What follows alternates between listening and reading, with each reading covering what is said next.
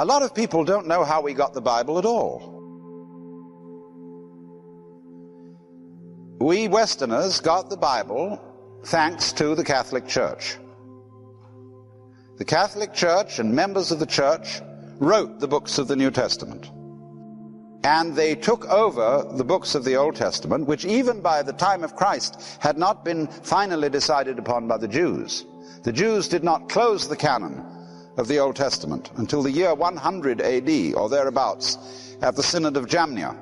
And then they finally decided which were the canonical books of the Hebrew Scriptures, and embodied them in the Masoretic text, the earliest copy of which dates from the 10th century, early in the 10th century AD.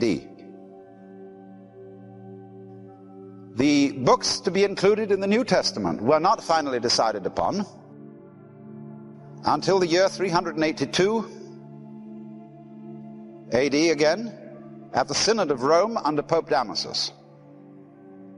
So it was the Church, the Catholic Church, that promulgated the Bible and said, we are giving you these scriptures on our authority and by the authority of the informal tradition that has existed among us from the beginning, inspired by the Holy Spirit.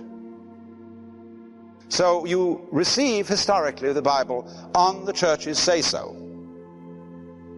And the Catholic Church insists, therefore, that the Church collectively, speaking under the presumed guidance of the Holy Spirit, has the authority to interpret the Bible. And you can take that or leave it. Hindus believe that the Vedas are divinely revealed and inspired with just as much fervor as any Christian or any Jew. Muslims believe that the Quran is divinely inspired. And some Buddhists believe that their sutras are also of divine, or rather a Buddhic origin.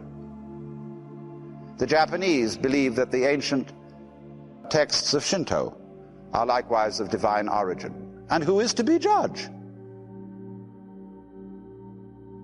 So if the Church says the Bible is true,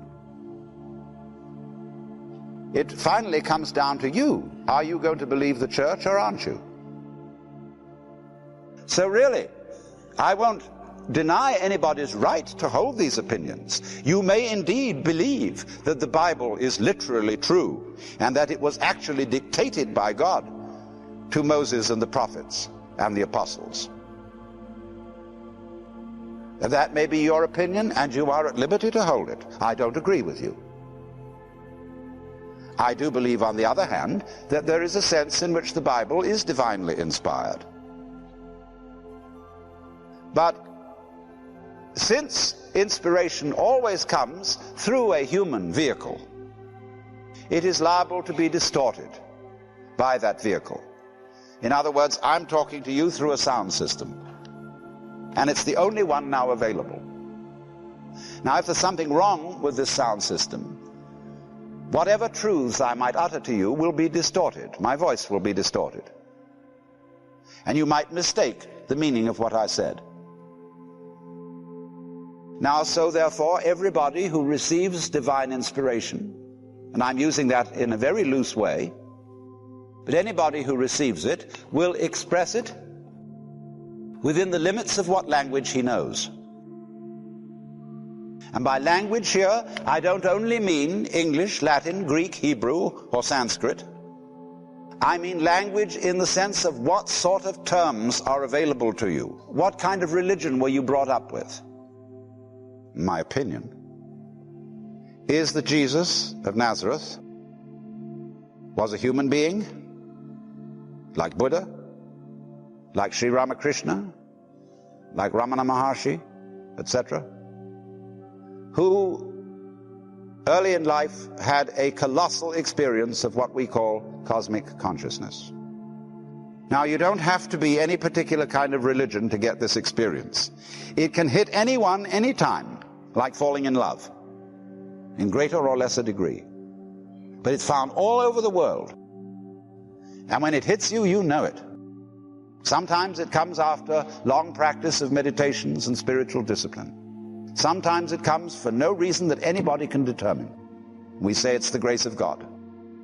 that there comes this overwhelming conviction that you have mistaken your identity, that what you thought, what I thought was just old Alan Watts, was only completely superficial. So you can very well understand how people to whom this happens feel genuinely inspired, because very often there goes along with it an extremely warm feeling, because you see the divine in everybody else's eyes. When Kabir, a great Hindu Muslim mystic, was a very old man, he used to look around at people and say, "To whom shall I preach?" Because he saw the beloved in all eyes.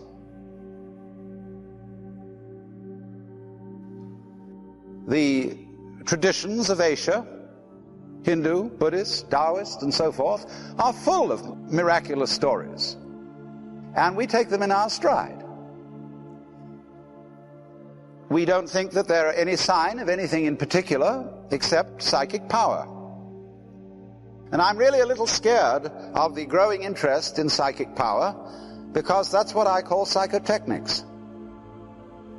And we've made such a mess of things with ordinary techniques that heaven only knows what we might do if we got hold of psychotechnics and started raising people from the dead and prolonging life insufferably. I mean, the whole answer to the story of miracles is simply imagine that you're God. Now, what happened? The apostles didn't quite get the point. They were awed by the miracles of Jesus. They worshipped him as people do worship gurus. And it's, you know, to what lengths that can go if you've been around guru land. And so the Christians said, okay, Jesus of Nazareth was the Son of God, but let it stop right there. Nobody else. So what happened was that Jesus was pedestalized. He was put in a position that was safely upstairs, so that his troublesome experience of cosmic consciousness would not come and cause other people to be a nuisance. And those who have had this experience and expressed it during those times when the church had political power were almost invariably persecuted. Gordiano Bruno was burnt at the stake. John Scotus Erigena was excommunicated. Meister Eckhart's theses were condemned, and so on and so on. A few mystics got away with it because they used cautious language.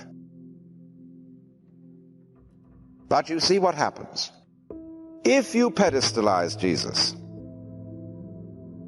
you strangle the gospel at birth. And it has been the tradition in both the Catholic Church and in Protestantism to pass off what I will call an emasculated gospel.